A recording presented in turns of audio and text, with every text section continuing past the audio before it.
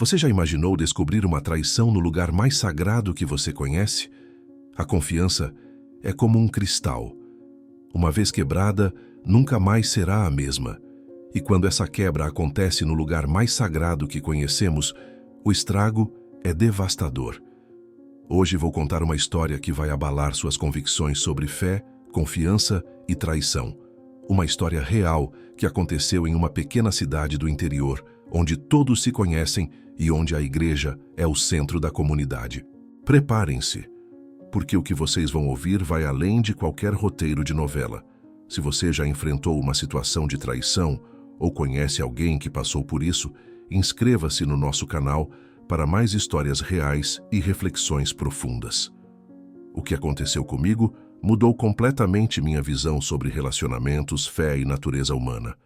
Se você acredita que alguns lugares são sagrados demais para abrigar traições, deixe seu like agora e prepare-se para ter sua fé na humanidade testada. Esta não é apenas uma história sobre infidelidade. É sobre como descobrimos que as pessoas que mais confiamos podem nos surpreender de formas inimagináveis. Meu nome é Ricardo, tenho 45 anos, sou contador e sempre fui um homem de fé inabalável. Trabalho em um escritório pequeno, mas respeitado na cidade, onde atendo desde comerciantes locais até fazendeiros da região. Minha vida sempre foi regrada, organizada, sem grandes sobressaltos. Casado há 18 anos com Marina, professora dedicada de ensino fundamental e mãe exemplar dos nossos 2 filhos.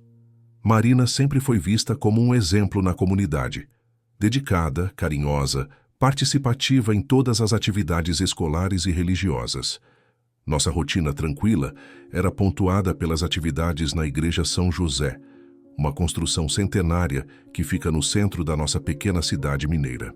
Ali o Padre Antônio, um homem de 42 anos, carismático e respeitado por toda a comunidade, guiava nossas almas com palavras de esperança e amor divino. Ele chegou à nossa paróquia há 3 anos, vindo de Belo Horizonte, e rapidamente conquistou o coração de todos os fiéis. Suas homilias eram profundas, tocantes, e ele tinha uma capacidade única de fazer cada pessoa se sentir especial e compreendida. Tudo começou a mudar sutilmente quando percebi alterações no comportamento de Marina. No início, eram detalhes quase imperceptíveis que apenas um marido atento poderia notar. Ela passou a se arrumar mais cuidadosamente para as missas, escolhendo roupas com mais atenção, usando perfumes que antes reservava apenas para ocasiões especiais. Demonstrava uma devoção repentina que me intrigava e, frequentemente, encontrava desculpas elaboradas para visitar a paróquia fora dos horários habituais de culto. Preciso ajudar o Padre Antônio com a organização da festa junina, dizia ela, saindo de casa com uma animação que não demonstrava há tempos. Vou ensaiar o coral. Era outra justificativa constante, mesmo sabendo que Marina nunca havia mostrado interesse particular em cantar. O padre pediu minha ajuda para organizar a biblioteca da igreja.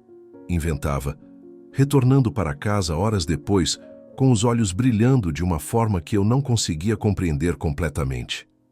Inicialmente, achei admirável sua dedicação renovada à fé. Afinal, Marina sempre foi uma mulher devota, mas agora parecia ter encontrado um propósito maior na igreja, uma conexão espiritual mais profunda que eu, sinceramente, invejava. Como marido, sentia-me feliz por vê-la tão engajada em atividades que claramente a realizavam. Pensei que talvez fosse uma fase natural da vida, uma busca por significado mais profundo que muitas pessoas experimentam na meia-idade. Ela chegava em casa com os olhos brilhando de uma forma especial, falando animadamente sobre as conversas profundas que tinha com o padre, sobre espiritualidade, propósito de vida e questões existenciais. Ele é tão sábio, Ricardo. Suas palavras tocam minha alma de uma forma que nunca experimentei antes. É como se ele conseguisse enxergar diretamente em meu coração e compreender minhas necessidades espirituais mais profundas, dizia com um sorriso radiante que eu não conseguia decifrar completamente, mas que despertava em mim uma inquietação inexplicável. Durante as refeições em família, Marina frequentemente mencionava o Padre Antônio, citando suas reflexões teológicas, suas interpretações das Escrituras, suas visões sobre a vida moderna e os desafios da fé contemporânea. Ele disse hoje que Deus trabalha de formas misteriosas e que às vezes o amor divino se manifesta através de conexões humanas especiais, comentava, e eu percebia um brilho diferente em seus olhos quando falava sobre essas conversas espirituais. Comentem abaixo se vocês já sentiram aquela intuição inexplicável de que algo estava errado, mesmo quando tudo parecia normal na superfície. É uma sensação perturbadora, como se seu subconsciente captasse sinais que sua mente consciente ainda não consegue processar completamente. Em uma tarde chuvosa de quinta-feira, movido por uma inquietação crescente que não conseguia explicar racionalmente, resolvi fazer algo que nunca havia feito em 18 anos de casamento: seguir Marina discretamente. A chuva caía mansamente sobre nossa pequena cidade, criando uma atmosfera melancólica que parecia refletir meu estado de espírito turbulento. Ela saiu de casa alegando uma reunião pedagógica urgente na escola, mas meu coração disparou quando vi que seu caminho a levou diretamente à igreja, não à instituição de ensino.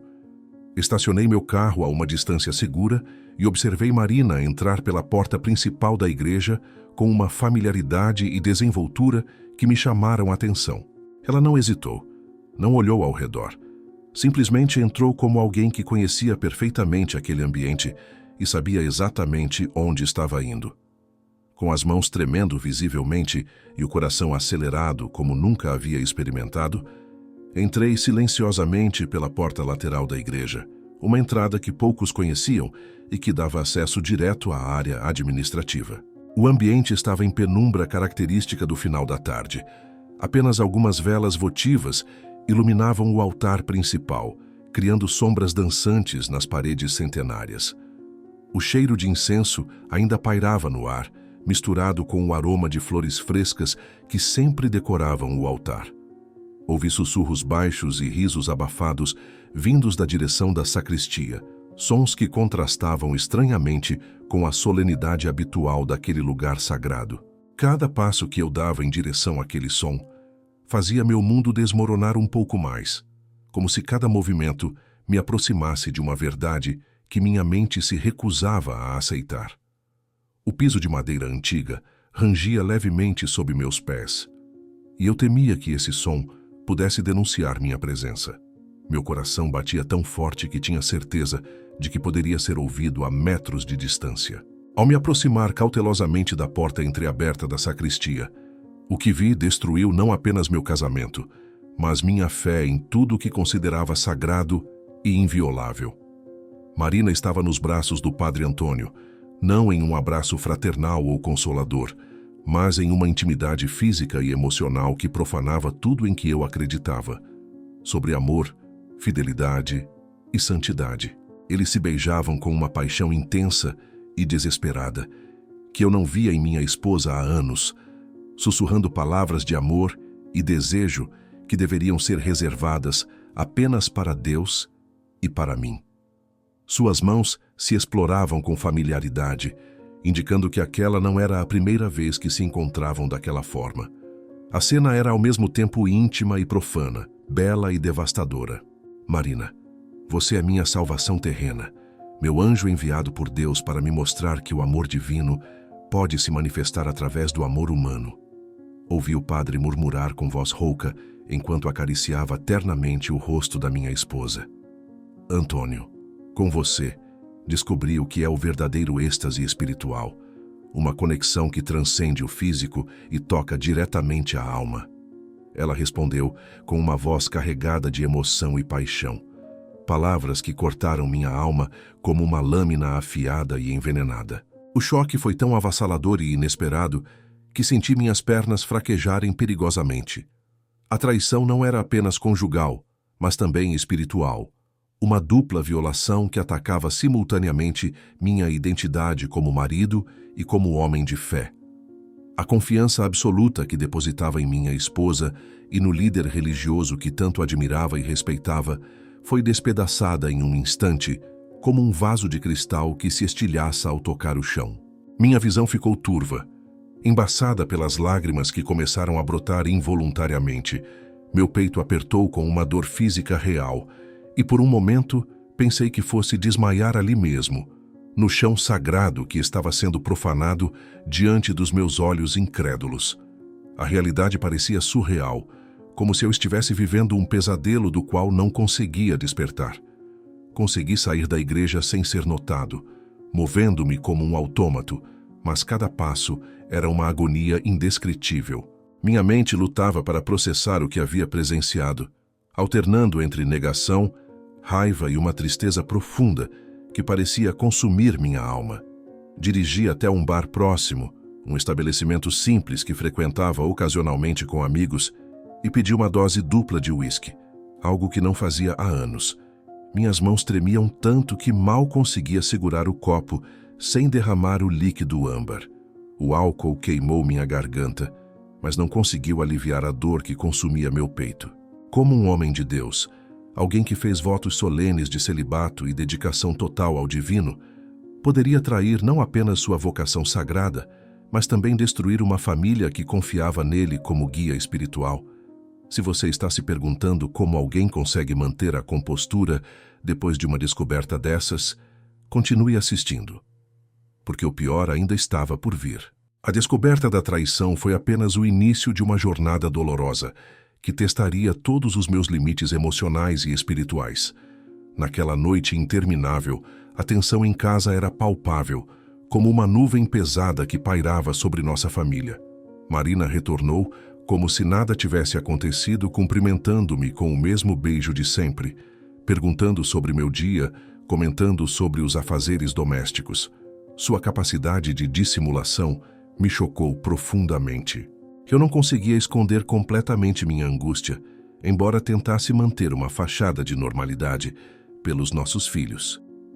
Durante o jantar, observei cada movimento dela com novos olhos, cada palavra, cada expressão facial, procurando sinais da traição que agora conhecia.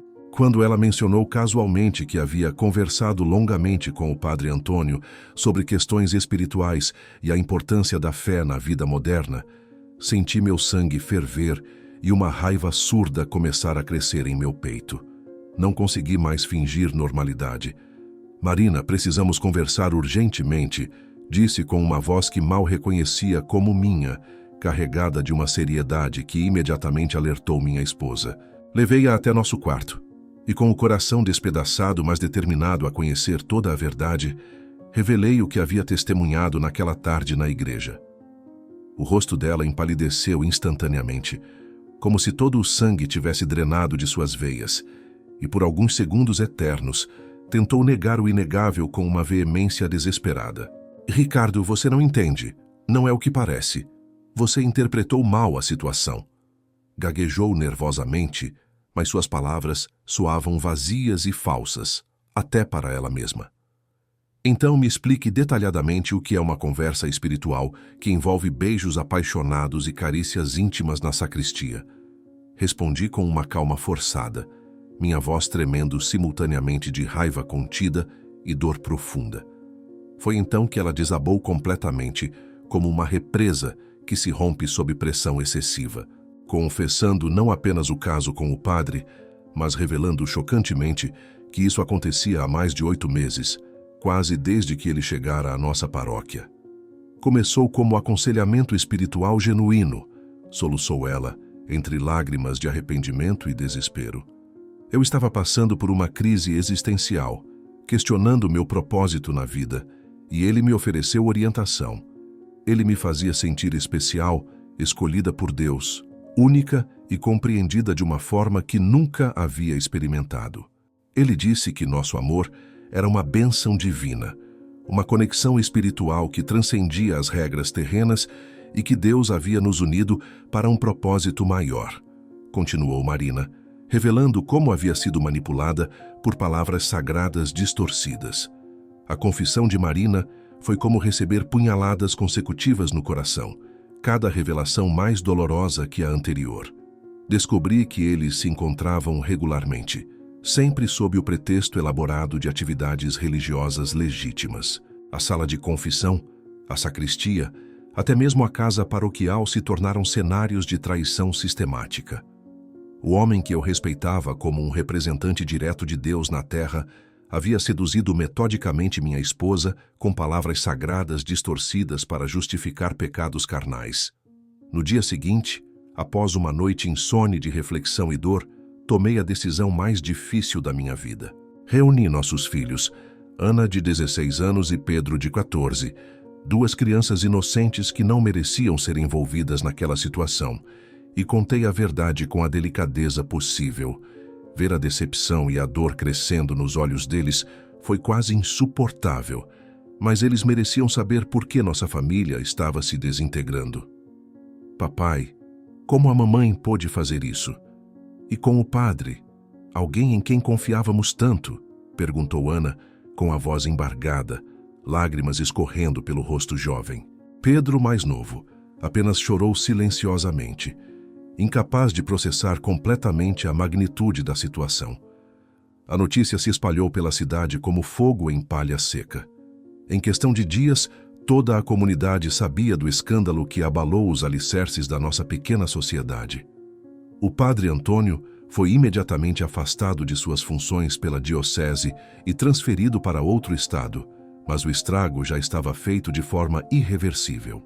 Marina enfrentou o julgamento implacável dos vizinhos.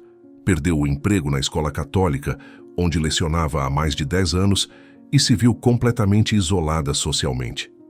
6 meses depois, nosso divórcio foi finalizado. Marina, que antes era respeitada como uma mulher virtuosa e dedicada, agora vivia reclusa, carregando o peso esmagador da vergonha e do arrependimento. Eu, por minha vez, tive que reconstruir não apenas minha vida pessoal, mas também minha fé, aprendendo dolorosamente que a traição pode vir dos lugares mais inesperados e que a cura, embora dolorosa e lenta, é sempre possível com tempo e determinação. Esta história nos lembra que, mesmo nos lugares mais sagrados, as fraquezas humanas podem se manifestar de formas devastadoras.